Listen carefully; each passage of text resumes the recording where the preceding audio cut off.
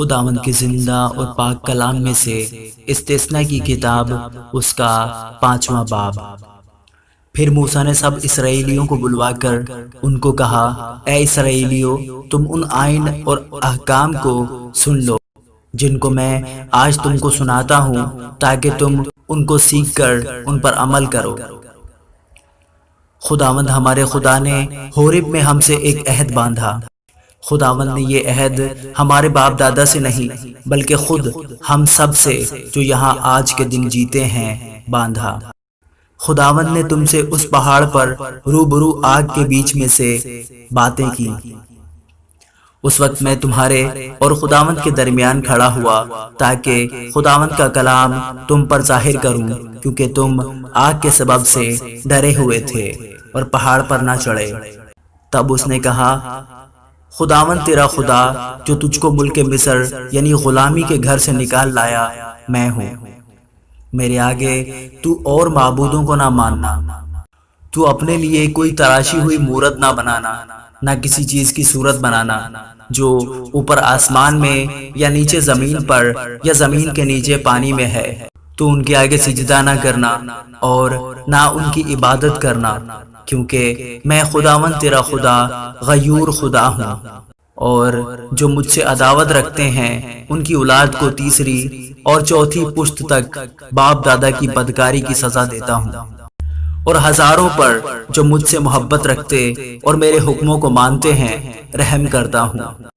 تو خداوند اپنے خدا کا نام بے فائدہ نہ لینا، کیونکہ خداوند اس کو جو اس کا نام بے فائدہ لیتا ہے بے گناہ نہ ٹھہرائے گا۔ تو خداوند اپنے خدا کے حکم کے مطابق سبت کے دن کو یاد کر کے پاک ماننا۔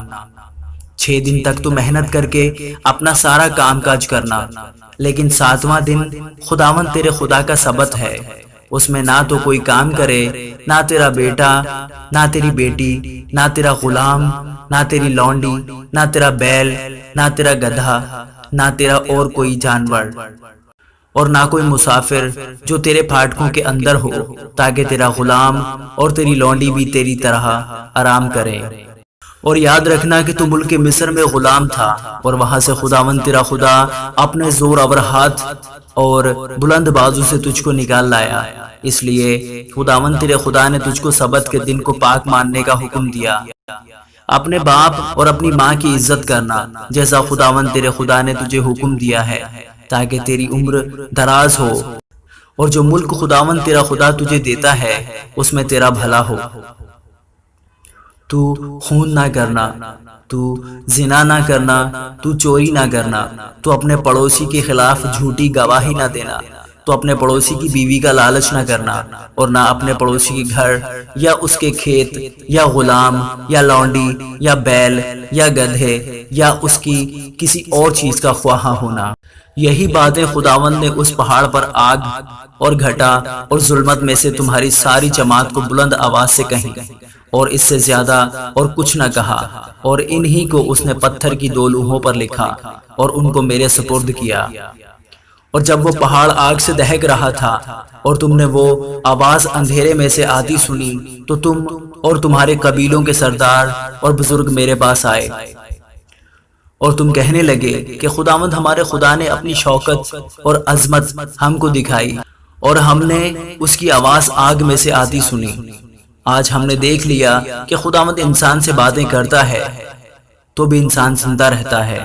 سو اب ہم کیوں اپنی جان دیں، کیونکہ ایسی بڑی آگ ہم کو بھسم کر دے گی۔ اگر ہم خداوند اپنے خدا کی آواز پھر سنیں تو مر ہی جائیں گے، کیونکہ ایسا کون سا بشر ہے جس نے زندہ خدا کی آواز ہماری طرح آگ میں سے آتی سنی اور پھر بھی جیتا رہا۔ سو تو ہی نزدیک جا کر جو خداوند ہمارا خدا کہے اسے سن لے، اور تو ہی وہ باتیں جو خداوند ہمارا خدا تجھ سے کہے ہم کو بتانا، اور ہم اسے سنیں گے اور اس پر عمل کریں گے۔ اور جب تم مجھ سے گفتگو کر رہے تھے تو خداوند نے تمہاری باتیں سنی۔ تب خداوند نے مجھ سے کہا کہ میں نے ان لوگوں کی باتیں جو انہوں نے تجھ سے کہی سنی ہیں۔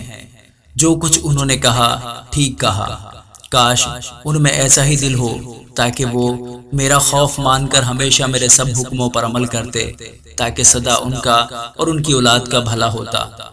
سو تو جا کر ان سے کہہ دے کہ تم اپنے ڈیروں کو لوٹ جاؤ، پر تو یہیں میرے پاس کھڑا رہے، اور میں وہ سب فرمان اور سب آئین اور احکام جو تجھے ان کو سکھانے ہیں تجھ کو بتاؤں گا، تاکہ وہ ان پر اس ملک میں جو میں ان کو قبضہ میں کرنے کے لیے دیتا ہوں عمل کریں۔ سو تم احتیاط رکھنا، اور جیسا خداوند تمہارے خدا نے تم کو حکم دیا ہے ویسا ہی کرنا، اور دہنے یا بائیں ہاتھ کو نہ مڑنا۔